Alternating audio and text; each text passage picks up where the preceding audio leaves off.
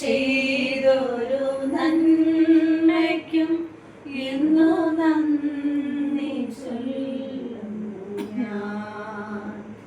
എനിക്കായി നീ ചെയ്തൊരു നന്മയ്ക്കും ഇന്നു നന്ദി ചൊല്ലുന്നു ഞാൻ.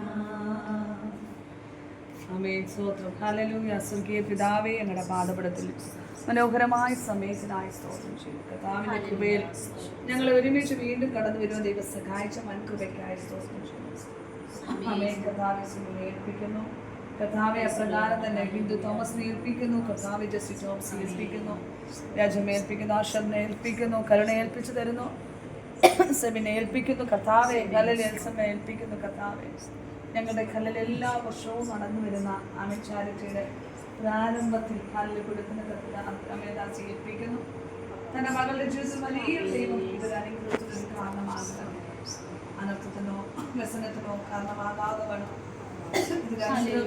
ഞങ്ങളെ അമേദിന്റെ പുറകെ അധ്വാനിച്ച ഓരോ വ്യക്തി ജീവിതവും കർത്താവെ അത് ചെറുതാകട്ടെ വലുതാകട്ടെ എന്ത് തന്നെ അവർക്ക് 100 മടങ്ങ് അനുഗ്രഹിക്കണം. സമൃദ്ധി കൊടുക്കണം.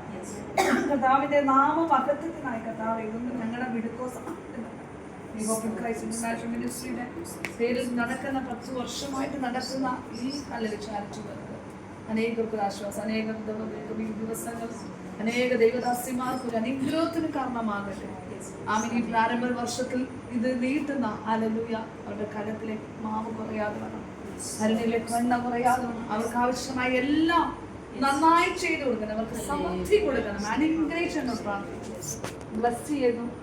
മഹത്വം എടുക്കണം. കൃപ കൊടുക്കണം. യേശു ക്രിസ്തുവിന്റെ നാമത്തിൽ തന്നെ ആമേൻ.